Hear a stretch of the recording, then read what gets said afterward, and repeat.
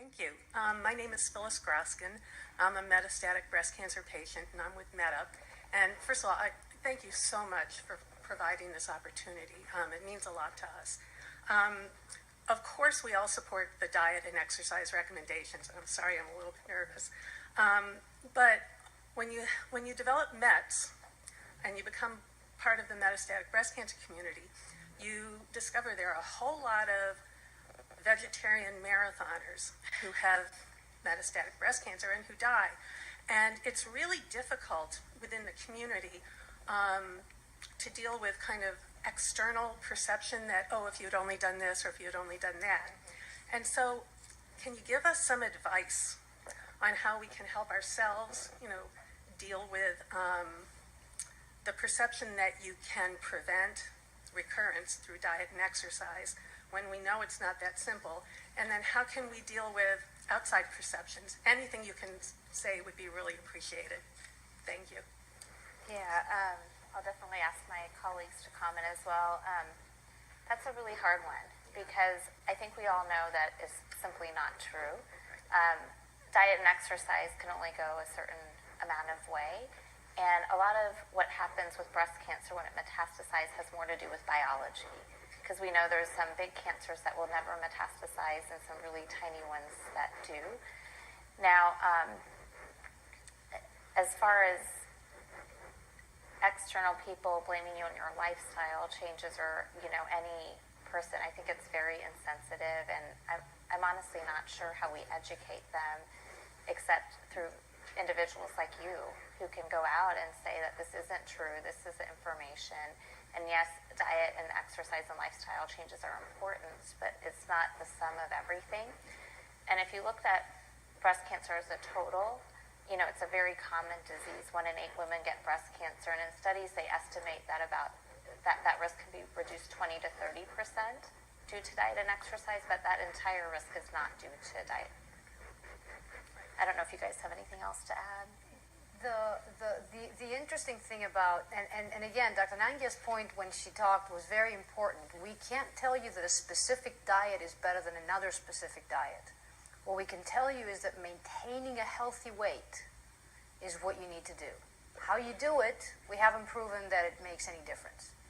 And Dr. Shablowski's work today on a low-fat diet, and by the way, I don't know if you guys realize, 20% of our diet being from fat is very little fat.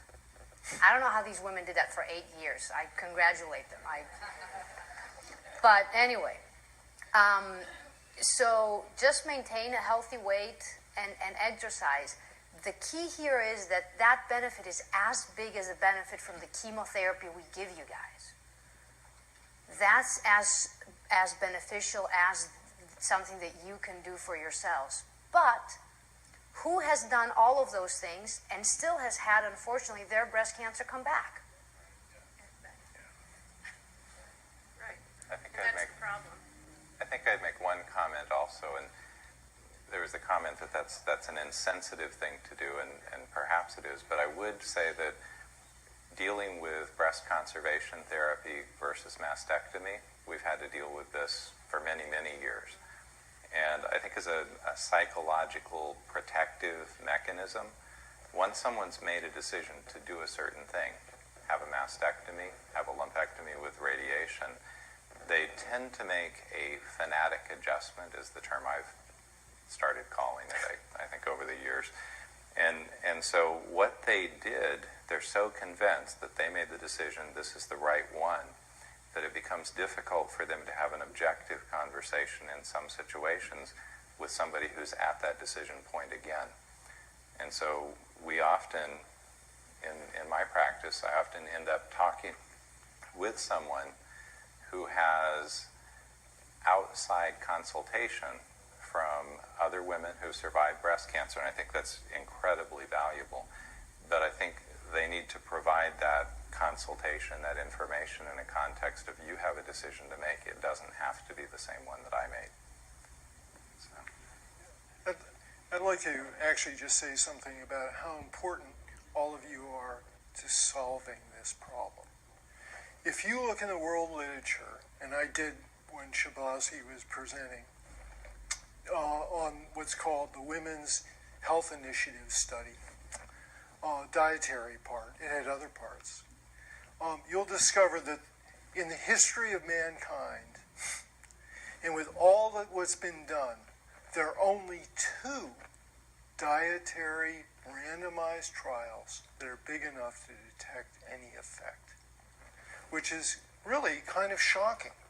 And one of the things that breast cancer patient advocacy, more than anything else, because it's hard to look at a woman who's had breast cancer and say, and her friends, and say, we just don't have that kind of money. And it is not astronomical. The Women's Health Initiative study, the part that's the dietary part, I've heard it said, cost $500 million. Now, in the cosmic scale of things that we want to do, $500 million is a modest amount. This study actually had 48,000 women in it. They had to be followed for 8 years. And it is very hard to give up your diet of Dunkin' Donuts and whatever without coaching. So they actually, for the first 18 months, every month had to go to a little meeting about their diet. And after that, they were called every 3 months. So there was an immense effort. By the way, they didn't meet their goal of how much they wanted to drop fat. They wanted to drop fat to less than 20% as calories in your diet. And it's just impossible to do that, even with all that coaching. By the way, I usually don't like the idea of pills, but, pills have got to be part of the solution.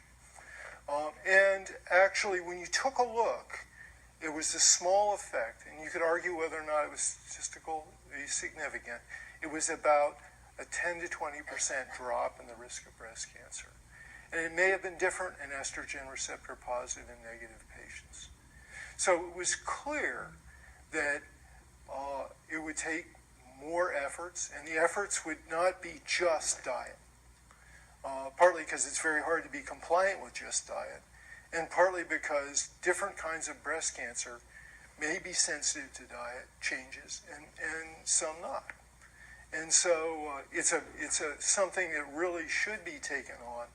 And so the things that I see what we call HEB here, that local grocery, where I get a lot of my medical information, reading the magazines while I'm waiting.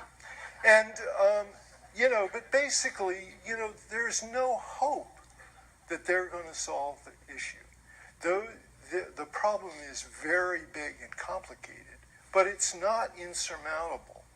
It's something that an organized effort by people like Chbosky is truly, that group are heroic in their efforts. They are slowly, piece by piece, finding it. But it's hard to get those kind of big studies off the ground, funded, and going.